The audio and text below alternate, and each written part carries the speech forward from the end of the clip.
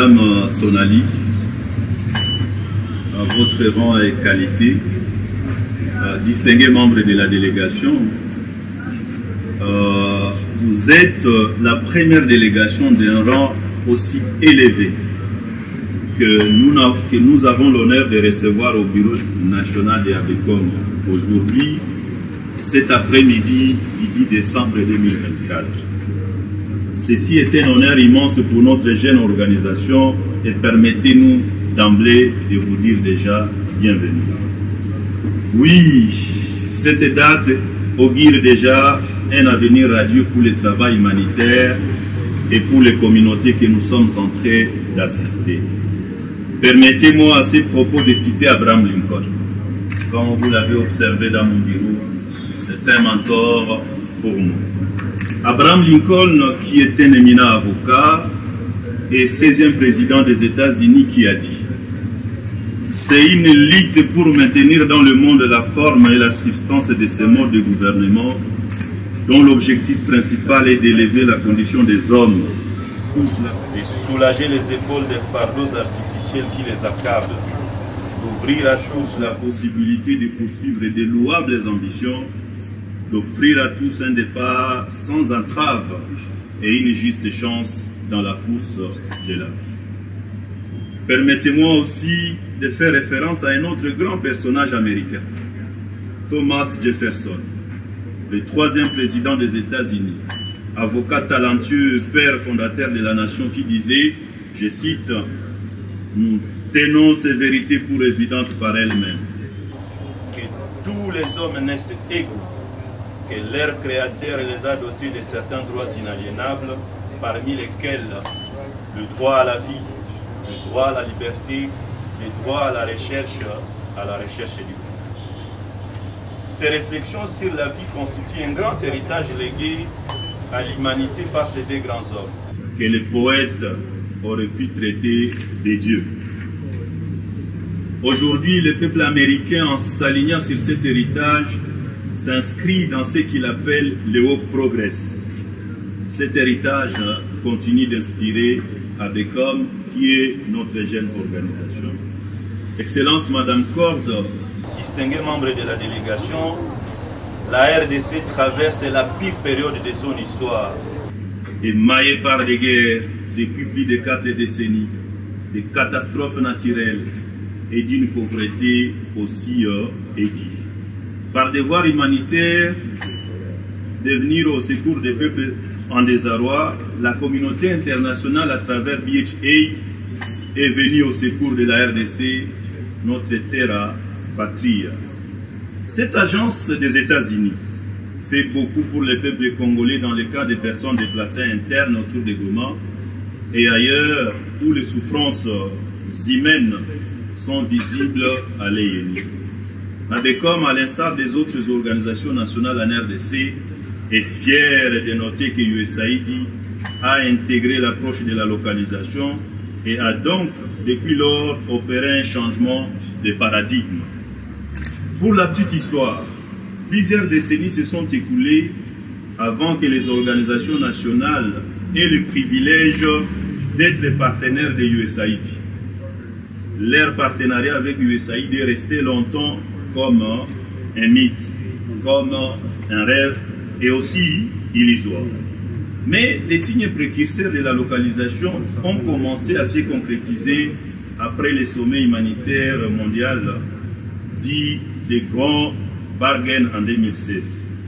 D'abord avec OCHA à travers le Fonds humanitaire en RDC qui depuis 2020 a commencé à intégrer de manière effective l'approche de la localisation en favorisant une plus grande participation des organisations nationales au financement de ces fonds.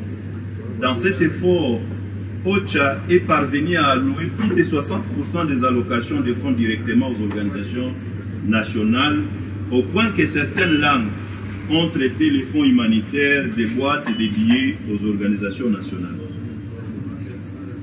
Par la suite, en 2022, avec l'administration Samantha Power, dont vous êtes la seconde personnalité, a commencé à travers BHA des consultations avec certaines organisations nationales qui, plusieurs mois après, sont devenus partenaires à part entière de BHA en RDC.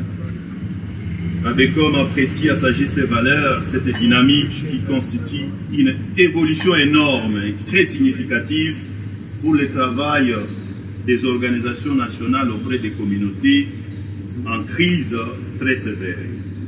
Cependant, il faut le dire, les exigences du travail humanitaire dans le contexte de la RDC requièrent davantage des ressources pour assurer des réponses conséquentes et mieux adaptées. Madame Corde, Sonali, distingué membre de la délégation, nous plaidons pour l'évidence. Nous plaidons pour le triple nexus. Nous plaidons pour la réduction des besoins humanitaires en RDC.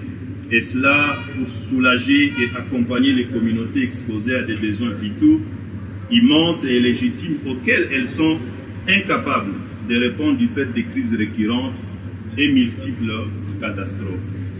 Il s'agit, Madame Corde, distinguée membre de la délégation, des personnes humaines qui ont simplement besoin de jouir de leurs droits en tant qu'humains, puisque, au grand mot, des grands remèdes, dit-on. D'où la nécessité d'une grande implication des acteurs nationaux par l'octroi des ressources beaucoup plus conséquentes. Distingués membres de la délégation, Madame Corde, le plaidoyer que nous faisons par devers vous se résume dans l'anecdote intéressante que nous connaissons de l'avocat philosophe Cicéron. Je cite. Prologène, célèbre peintre hérodien, travaillait à son fameux tableau du chasseur Lalissus quand Dimitrius, roi de Macédoine, assiégea Rhodès. Les rois ayant su que ce peintre continuait son travail dans un faubourg déjà occupé, les fit venir et lui demanda comment il osait se croire y sûreté au milieu des ennemis. « Ce que je sais, répondit-il, que vous ne faites la guerre qu'aux Rhodiens et non aux Beaux-Arts. » Réponse qui plut tellement à Dimitrius qu'il plaça une garde autour de son atelier pour préserver l'artiste de toute atteinte et de toute distraction. Comme acteur humanitaire et de développement, œuvrant souvent dans des contextes difficiles, nous sommes alignés derrière un idéal. Nous sommes alignés derrière cet objectif commun, déjà évoqué par Abraham Lincoln, à savoir élever la condition des hommes, de soulager les épaules des fardeaux artificiels qui les accablent, d'ouvrir à tous la possibilité de poursuivre de louables ambitions, d'offrir à tous un départ sans entrave et une juste chance dans la course de la vie. Madame l'assistante to administrateur, distingués membres de la délégation, avec nos hommages les plus distingués, nous voudrions vous faire savoir que les ONG nationales que nous sommes avons la possibilité d'atteindre les bénéficiaires partout où ils se trouvent sans assez de restrictions. Nous souhaitons donc obtenir de USAID par BHA plus de confiance et d'engagement, car nous brûlons d'envie de faire mieux dans les soucis ultimes de sauver les vies, de confirmer et faire profiter notre savoir-faire et de continuer à soulager les souffrances de nos concitoyens. Je fais appel à la sagesse de Mahatma Gandhi qui disait à celui qui voulait l'entendre: « Servir est ma religion, les États furent créés pour le bonheur de tous. » Notre religion à nous, chez ABECOM, est de servir les communautés qui se retrouvent encore dans le bourbier de l'extrême pauvreté. Le bien-être communautaire est la seule essence pour ABECOM. Madame Corde, distinguée membre de la délégation, aujourd'hui, les actions de USAID en RDC sont visibles de tous. Permettez-moi de souligner ici que les ONG nationales, dès la conclusion de la convention, USAID manifeste la volonté de promouvoir les capacités des partenaires locaux. Dans ces conditions, aucune organisation nationale n'aimerait mettre en danger un partenariat aussi précieux et louable comme celui de USAID. En tout cas, ce ne sera pas ABECOM qui cracherait sur le travail presque parfait réalisé par l'équipe chevronnée de USAID, conduite par Mme Catherine Eyford, qui a fait une semaine en train de réévaluer les capacités de gestion financière de ABECOM. En tout cas, ce ne sera pas ABECOM qui cracherait sur l'héritage de Abraham Lincoln, de Thomas Jefferson, de Mahatma Gandhi, de Nelson Mandela, de W.H. Du Bois, de Cornel West et de Robert Greene, véritables inspirateurs dans ce parcours de ABECOM, car leur existence prouve à suffisance qu'ils étaient nés pour servir et transformer le monde pour le bonheur de tous. Je conclus mon propos en adressant mes sincères remerciements à l'équipe USAID pour ses actions caritatives menées à travers le monde, et en particulier en RDC, où elle fait un excellent travail dans ses parcours de la localisation. En effet, 2 ans ont suffi pour renforcer les capacités des ONG nationales qui, aujourd'hui, peuvent se prévaloir d'une performance démontrée. Madame Corde, distingués membres de la délégation, chers collègues de ABECOM, ici présents, je vous remercie. Thank you so much for receiving me today. I am so thrilled to be here in Congo and Goma and to meet all of you. It's so wonderful to be the local partner. Je suis très content de vous rencontrer, être ici à Goma au Congo. Je suis très fier d'être votre partenaire.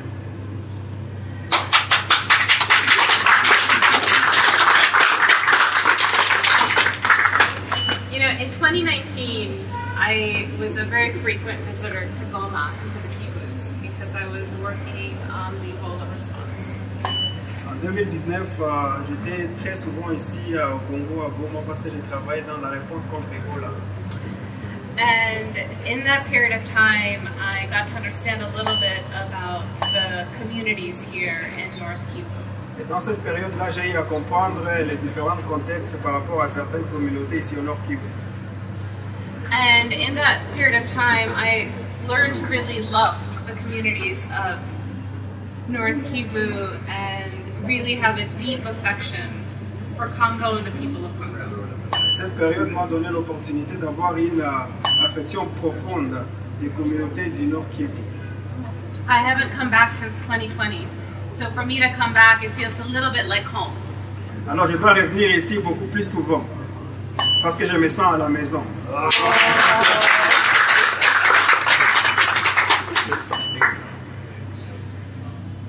What I learned back then and what I see now is that, of course, there is a lot of suffering and difficulties and hardships that all of you face and that your communities and your families face.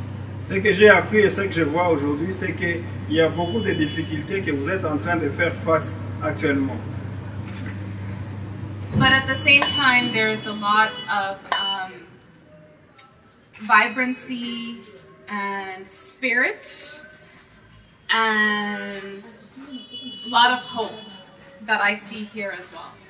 Et en même temps, au-delà d'avoir ces difficultés, je suis en train de voir une vibration, une lueur d'espoir et beaucoup d'enthousiasme que je suis en train de voir avec le travail qui s'est fait ici.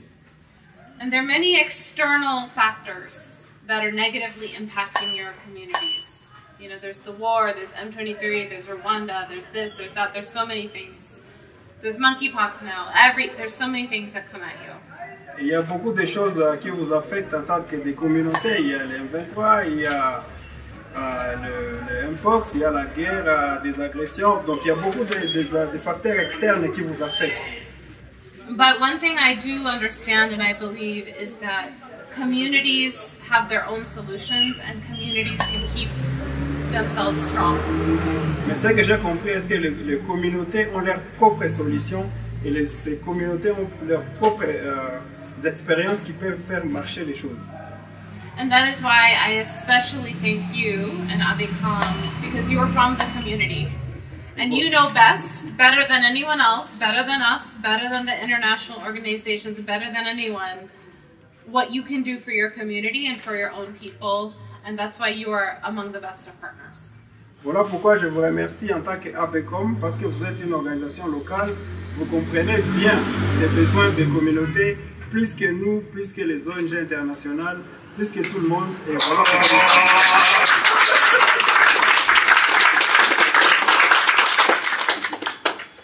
So I don't have much more to say other than thank you, much gratitude, much affection, and keep up the amazing work and keep your community and your country strong.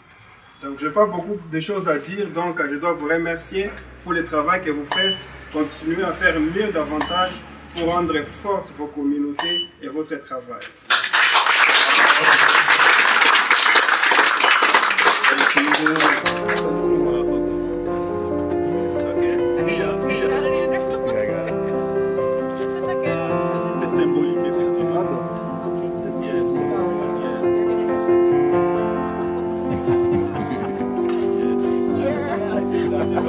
She wants her tree.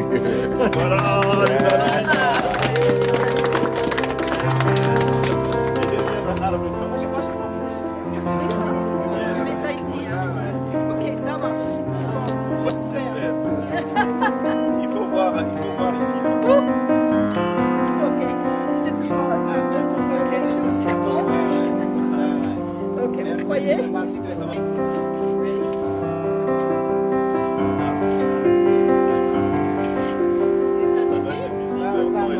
Ça va aller? Sinon ça va. Allez, troisième arbre. Il faut venir rapidement avec la caméra. S'il vous plaît, il faut voir même les noms. Oui, oui.